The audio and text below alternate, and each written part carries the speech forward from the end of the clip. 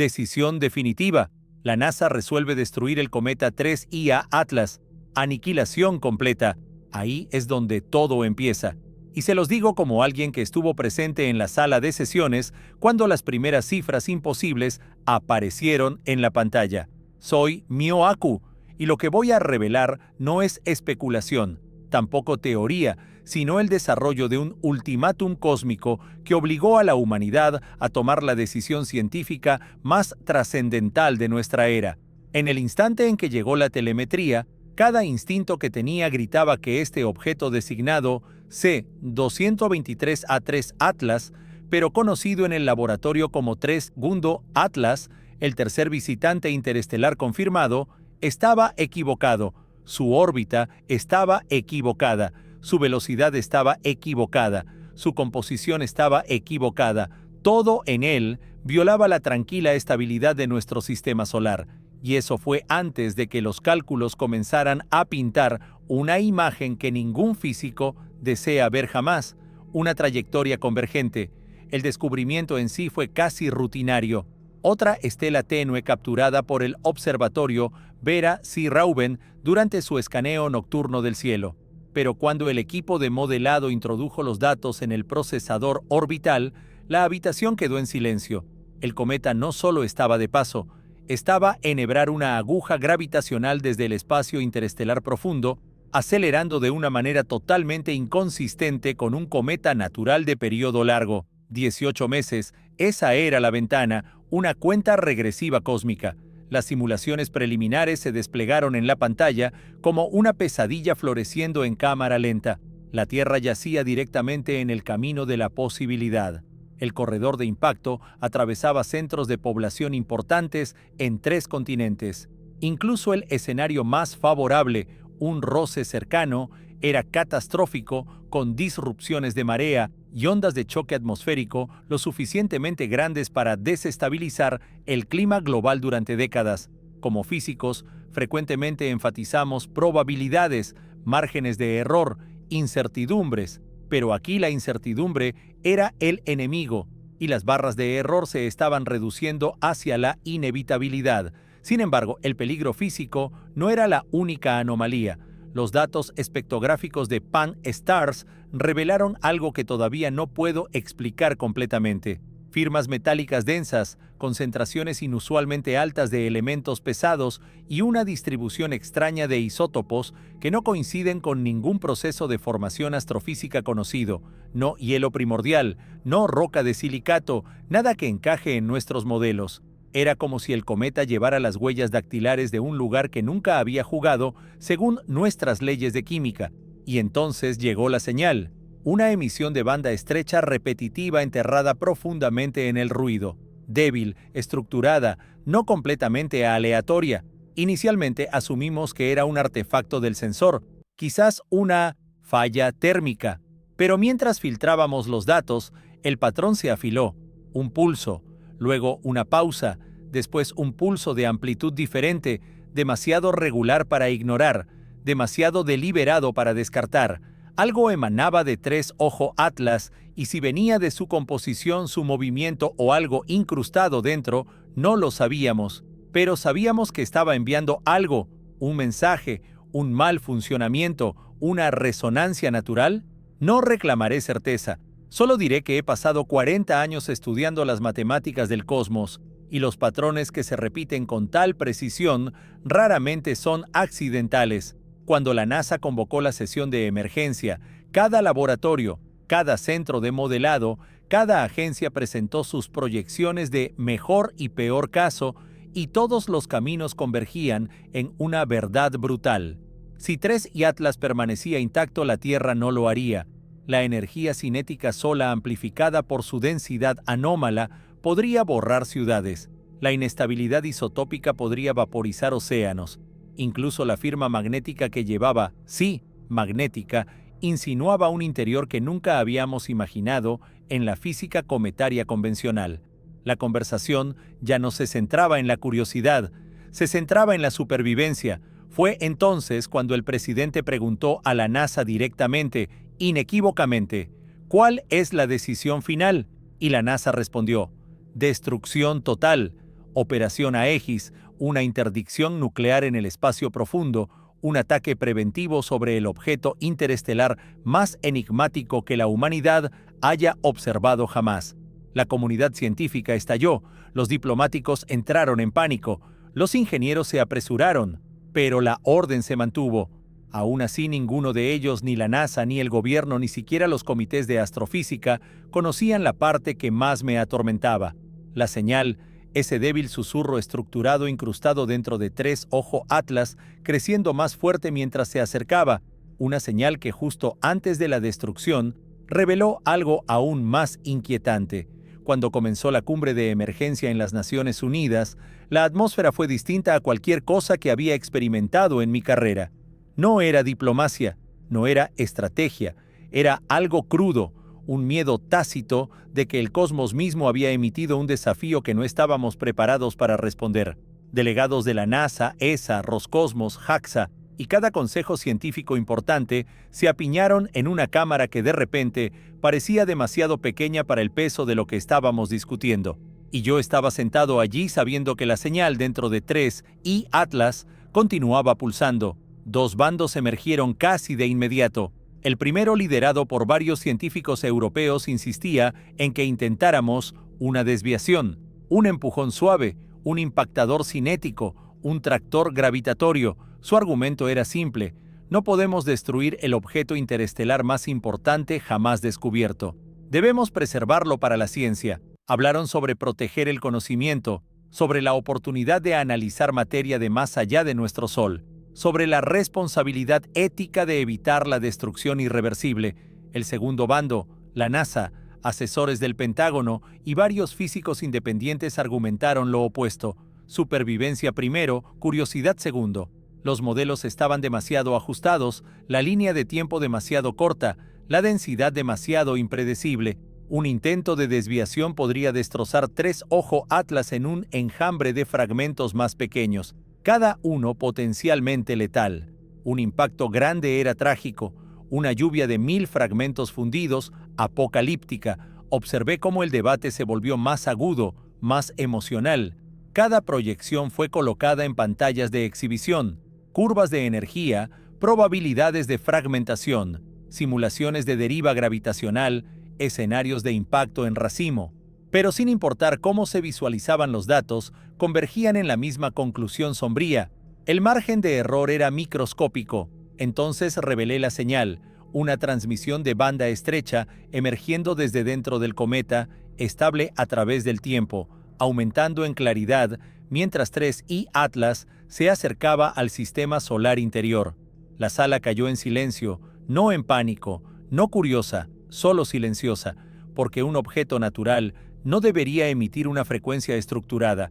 Un trozo de roca primordial de otro sistema estelar no debería comportarse como un faro. Reproduje la señal filtrada, un pulso rítmico como una secuencia codificada, no lenguaje, no música, no ruido, algo intermedio, algo deliberado. Y en ese momento, el debate se fracturó en algo mucho más volátil. Algunos argumentaron que la señal justificaba la preservación. Si es un mensaje, dijeron, destruirlo sería la mayor tragedia científica en la historia humana. Otros insistieron que justificaba aún más la destrucción. Si algo dentro de ese objeto está transmitiendo, contraargumentaron: no podemos permitir que llegue a la Tierra. El estancamiento se endureció. Los líderes políticos susurraban en esquinas. Los científicos caminaban de un lado a otro. Los asesores convocaban documentos clasificados y el reloj orbital continuaba contando hacia la inevitabilidad. Luego llegó el punto de inflexión final, un nuevo conjunto de simulaciones mostrando que si 3 IA Atlas se fragmentaba durante un intento de desviación, la Tierra sería golpeada no en una ubicación, sino a través de múltiples hemisferios simultáneamente, sin evacuación, sin blindaje, sin recuperación. La NASA se levantó y presentó la recomendación final: Operación Aegis, destrucción total, un ataque nuclear en el espacio profundo antes de que el cometa entrara en el pozo gravitacional de Marte. El presidente aceptó la recomendación, y mientras la reunión se levantaba, observé a los delegados dispersarse, algunos furiosos, algunos aterrorizados, algunos vaciados. mientras la señal dentro de 3IA Atlas continuaba pulsando, constante, paciente, casi como si esperara nuestra decisión. Lo que ninguno de ellos sabía era que justo después de la cumbre, la señal cambió. No en fuerza, no en frecuencia, sino en estructura. Se volvió receptiva. El momento en que el presidente autorizó la operación Aegis, todo cambió de debate a ejecución. El tono dentro de la NASA se endureció, las pantallas cambiaron, el lenguaje cambió, los plazos reemplazaron las hipótesis, y a pesar de décadas abogando por la ciencia, la exploración y la curiosidad, me encontré en una habitación donde el único resultado aceptable era la aniquilación. La orden era simple: destrucción total del cometa 3I Atlas, una interdicción nuclear en el espacio profundo. Equipos del Comando Estratégico llegaron en cuestión de horas. Los ingenieros desplegaron diseños clasificados, ojivas de alto rendimiento modificadas capaces de sobrevivir la radiación del espacio profundo y entregar una detonación de precisión cerca del núcleo del cometa. La base de la Fuerza Espacial de Vandenberg preparó los protocolos de lanzamiento. Observé a técnicos, ingenieros y físicos moverse con una urgencia mecánica, como si la emoción hubiera sido apagada para dar espacio a la supervivencia. Pero la emoción no había desaparecido de todos. Protestas estallaron de la comunidad científica casi instantáneamente. Colegas con los que había trabajado durante décadas me confrontaron en pasillos, exigiendo explicaciones, acusando a la NASA de cometer un crimen contra el conocimiento. Algunos gritaban que la humanidad estaba destruyendo el único artefacto interestelar capaz de reescribir nuestra comprensión del universo. Otros susurraban sus temores de que la señal dentro de 3 Atlas significaba que el cometa no era un cometa en absoluto. No podía darles consuelo porque la verdad era que la señal había cambiado nuevamente. Cada vez que transmitíamos un ping de diagnóstico, la señal cambiaba sutilmente, rítmicamente, como un eco ajustándose a un nuevo ambiente. No inteligente en la forma en que entendemos la inteligencia, pero consciente, como si algo dentro del cometa reconociera que lo estábamos estudiando. Esa era la parte que no podía decir públicamente. El día del lanzamiento se acercaba y dentro del control de misión, la tensión era sofocante. Los operadores ensayaban procedimientos de anulación manual. Las redes de rastreo del espacio profundo se alineaban hacia el objetivo. Las ojivas a bordo de IA realizaban simulaciones de estrés a un ritmo frenético. Incluso la iluminación de la habitación se sentía más pesada, más tenue, como si la presencia del cometa a miles de millas de distancia proyectara una sombra en nuestra cámara. Cuando el presidente pidió una confirmación final, la NASA respondió con una sola palabra: proceder. Y mientras el misil rodaba hacia la plataforma de lanzamiento, la señal dentro de 3 Atlas emitió un nuevo patrón, uno que nunca habíamos visto antes, más rápido, más agudo, como una advertencia o una cuenta regresiva. Fue el primer momento en que me pregunté si la operación Aegis no era simplemente una misión de defensa, sino el comienzo de algo que habíamos malinterpretado por completo. El misil dejó la Tierra sin ceremonia, sin transmisiones de cuenta regresiva, sin el drama que el público imagina cuando piensa en misiones espaciales. Se elevó a través de la atmósfera como una lanza silenciosa, desapareciendo en la oscuridad. Y desde ese momento, cada latido dentro del control de misión se sincronizó con su trayectoria mientras aceleraba hacia el punto de intercepción, un corredor orbital entre la Tierra y Marte, tan estrecho que se sentía como enhebrar una aguja cósmica. Monitoreé la señal de 3 Ojo Atlas todo el tiempo. Con cada kilómetro que el misil cerraba, la señal se afilaba. Lo que comenzó como un pulso débil ahora portaba estructura, modulación, casi una cadencia. No era comunicación en ningún idioma que conociéramos, pero reaccionaba a nosotros. Si cambiábamos el haz de telemetría del misil, la señal cambiaba de vuelta. Si ajustábamos la frecuencia, respondía de la misma manera, causa y efecto, observación y respuesta, como un espejo que de repente había aprendido la diferencia entre reflejo e intención. 3 días después de la misión surgió un problema, una falla en cascada en el software de guía del misil, interferencia anómala, ruido de alta frecuencia saturando los sensores a bordo. El control de misión se apresuró a aislar el origen. ¿Radiación solar? No. ¿Colisión de partículas? No. El patrón de interferencia coincidía con la señal que venía del cometa mismo. 3i Atlas estaba de alguna manera interrumpiendo nuestros sistemas. Corregimos la falla manualmente, pero el error regresó más fuerte, como si el cometa anticipara la corrección. Observé el código desplazarse por la pantalla, fallando de maneras que se sentían intencionales. El misil ahora estaba luchando tanto contra la física como contra algo más que no podíamos nombrar.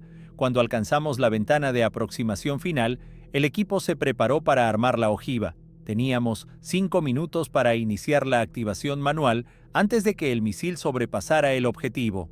5 minutos para decidir el destino de la Tierra y quizás algo más. La habitación estaba en silencio mortal excepto por el clic de las teclas. Entonces, el cometa emitió una nueva ráfaga, armónico agudo ascendente, tan intenso que nuestros sensores se sobrecargaron. Las pantallas parpadearon, la telemetría se congeló, y por un momento cada consola en el control de misión se oscureció. Cuando los sistemas se reiniciaron, el misil estaba derivando fuera de vector. La activación manual era la única opción que quedaba. La cuenta regresiva comenzó. Los operadores gritaban, coordenadas. La ojiva esperaba nuestro comando, y justo cuando nos preparábamos para activar la secuencia, la señal de 3i Atlas cambió a algo inconfundiblemente estructurado. Algo que se asemejaba a estructura, repetición, escalada. Ya no era un pulso, era un mensaje o una advertencia, y activamos la detonación de todos modos. El destello apareció no como una chispa distante, sino como una estrella floreciente, silenciosa, blanca, caliente, expandiéndose contra el vacío como una flor hecha de radiación pura. Por un breve momento, el control de misión olvidó respirar. Cada pantalla se inundó con datos de sensores, conteos de partículas, telemetría de fragmentación, y luego lentamente, imposiblemente, la silueta de 3 Atlas se disolvió en una tormenta de polvo incandescente. El cometa había desaparecido, vaporizado. La operación Aegis había tenido éxito, pero el éxito no se sentía como victoria. El momento en que la ojiva detonó, la señal que habíamos estado rastreando durante meses, constante, rítmica, receptiva, no desapareció, se expandió, no en amplitud, no en fuerza, sino en distribución. La frecuencia se dispersó a través de la pluma de escombros, dividiéndose en docenas de ecos débiles como fragmentos de un espejo roto. Durante varios minutos, la nube de polvo brilló con pulsos electromagnéticos, cada uno reflejando un fragmento de la estructura original, una resonancia final, un aliento moribundo o algo despertando. Mientras los fragmentos se dispersaban, nuestros sensores captaron un fenómeno inesperado: rastros isotópicos diferentes a cualquier cosa en nuestras bases de datos, elementos con firmas de decaimiento que violaban vías nucleares conocidas, polvo comportándose como plasma ionizado a pesar de la ausencia de viento solar. Observamos en silencio mientras los remanentes de 3i Atlas se estiraban en una espiral delgada que derivaba inofensivamente hacia la heliosfera. Pero la inocuidad no era la cuestión. La cuestión era qué habíamos destruido. Horas más tarde, telescopios del Hubble, Webb y observatorios terrestres confirmaron neutralización total. Sin núcleo sobreviviente, sin fragmentos secundarios lo suficientemente grandes para amenazar la Tierra. La humanidad estaba a salvo, los titulares proclamarían triunfo, los líderes hablarían de unidad, acción decisiva, defensa planetaria, pero dentro de la NASA el estado de ánimo era silencioso, pesado, porque las órdenes de clasificación llegaron antes del amanecer. Todos los datos espectrográficos, todas las muestras decodificadas, todas las grabaciones de la señal selladas. La operación Aegis era ahora un archivo cerrado. Incluso yo recibí restricciones. La narrativa oficial era simple. Un cometa interestelar inusualmente denso planteaba una amenaza de impacto y la Tierra lo neutralizó. Nada más. Nada inusual. Nada sin explicar. Pero yo había visto los datos sin procesar horas antes de que las puertas se cerraran, y sabía lo que estaba siendo ocultado: las anomalías isotópicas, la interferencia electromagnética, la señal receptiva, y un patrón final capturado en los milisegundos después de la detonación.